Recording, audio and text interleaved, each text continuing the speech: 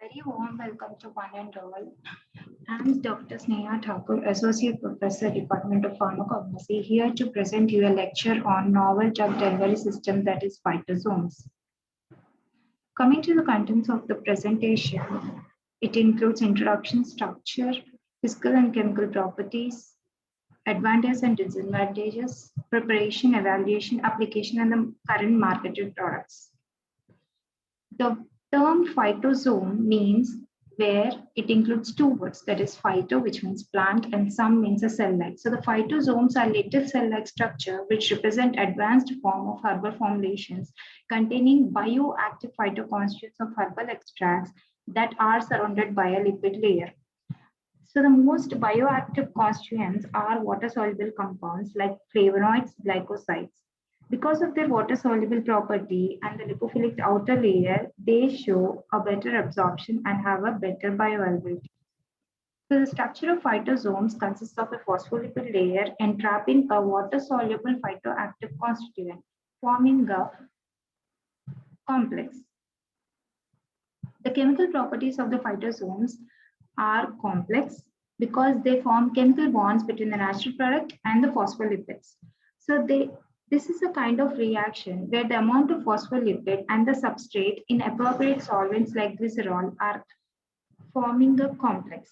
The main phospholipid substrate interaction is due to the formation of hydrogen bonds between the polar heads of phospholipids and the polar functional moieties of the substrate, that is active phytoconstituent. So when they are treated with water, they assume a missile-like shape and it somehow resembles the liposomes.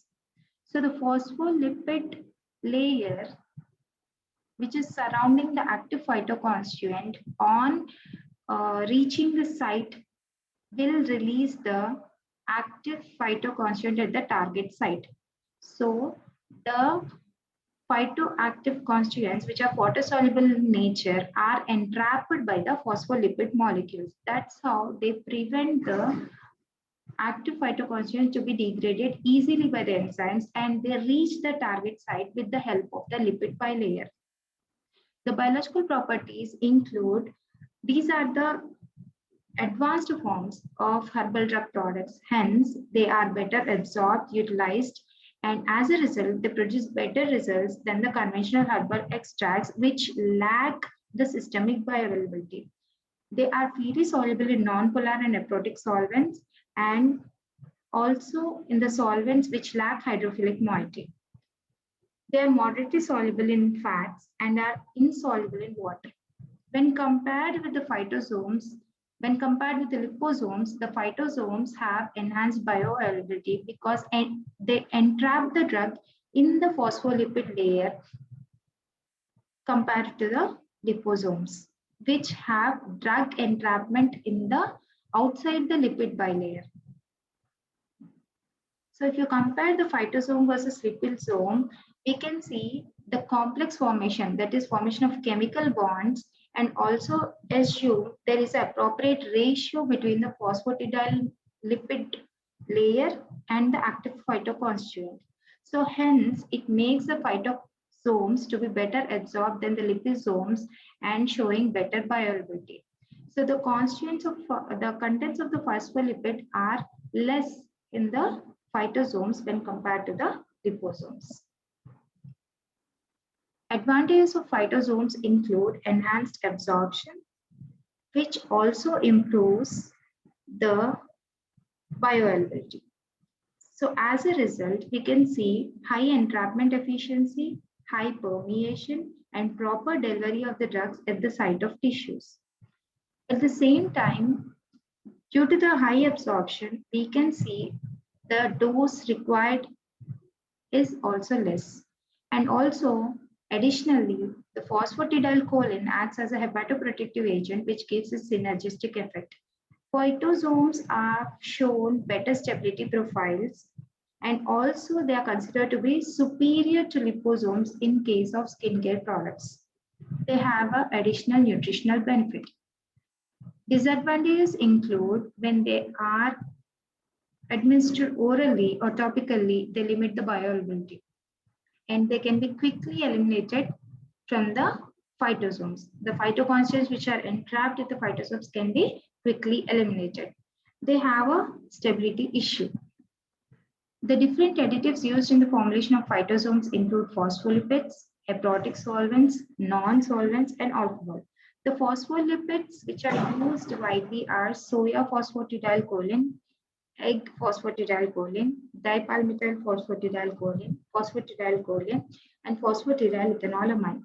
The aprotic solvents used include dioxane, acetone, methylene chloride. Non-solvents include N-hexane, which is a non-polar solvent. Alcohols like ethanol and methanol can be used. So when the preparation method is a combination of an aprotic solvent, polyphenol, and a phospholipid, it leads to formation of a phytosome when proper conditions of reflexing, concentration, drying, and grinding are maintained, which ensures the polyphenol entrapment of the active phytoconstituent. So these are the pictures of phytosomes which can be seen through the SEM studies. So the structure of phytosomes, which has a lipid polar layer. You can see the polar heads and also the inside structure of the phytosomes where the drug entrapment is seen between the phospholipid layers. The phytosomes incorporate the drug into the lipid layers, whereas liposomes engulf the drug in the core.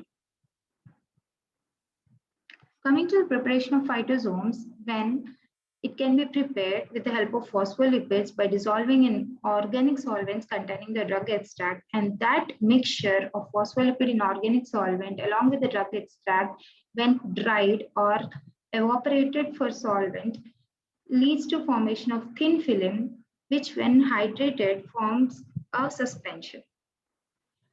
The first method involves anti-solvent precipitation technique, where if soya lecithin phosphatidylcholine is complexed with the drug and reflects for 20 ml DCN at 60 degrees centigrade for 2 hours, it leads to concentrate mixture, which when added with non-solvent leads to formation of precipitate, which is dried, crushed, and passed through 100 sieve number gives the phytosomes. And the technique is rotary evaporation technique, which involves the dissolution of the drug and the phospholipid in a 30 ml of tetrahydrofuran and then stirred for 3 hours at a temperature not exceeding 40 degrees centigrade, which leads to formation of thin film. Then non-solvent like N-hexane is added, which when continuously stirred forms a precipitate, which when dried and passes through a mesh leads to formation of phytosomes. Third method is solvent evaporation method, which involves mixture of drug and phospholipid refluxed in 20 ml of acetone at a temperature of 50 to 60 degrees centigrade for 2 hours, which when concentrated leads to formation of precipitate that is filtered and collected, leads to formation of phytosomes. The evaluation techniques of phytosomes include determination of entrapment efficiency, which is better determined by subjecting the formulation to ultracentrifugation technique. The pellet which is formed will be observed for the entrapment characteristics. Next is determination of vesicle size and zeta potential. So this is determined by dynamic light scattering studies, which uses a computerized inspection system and the photon correlation spectroscopy that gives you accurate stability in the size of the vesicle formed. The surface tension activity measurement involves Dunois ring tensiometer equipment, which correlates the surface tension of the drug. The spectroscopic evaluation gives the identity of the phytosome form, that is the structure, which involves the steady interactions between the lipid and the active constituent. So the determination of the drug content ensures the drug entrapped by the phytosomes. It is determined by dissolving 100 mg of complex in 10 ml of methanol, and after dilution, the absorbance is determined spectrophotometrically using UV at 269 nanometers. The in vivo and in vitro correlation is established by to ensure the therapeutic activity measurement parameters of biologically active phytoconstituents which are present in the phytosomes, which ensures the target site specific action of the phytosome. Coming to the applications, the first phytosomes were obtained from the Silymarin plant, which is called as Silymarin phytosomes. So they are focused to Silybum marinum, which contains liver protective flavonoids. So the fruit of milk thistle plant, which is Silymarin marinum, belonging to family Steraceae, containing flavonoids for the hepatoprotective effect, were modified into phytosomes. So they were used in the treatment of liver diseases and various kinds of hepatitis, cirrhosis, fatty infiltration of liver, and inflammation of the bile ducts. Coming to phytosomes of grape seeds, which were exploited for oligomeric polyphenols of various molecular sizes, which were complex with phospholipids to form phytosomes.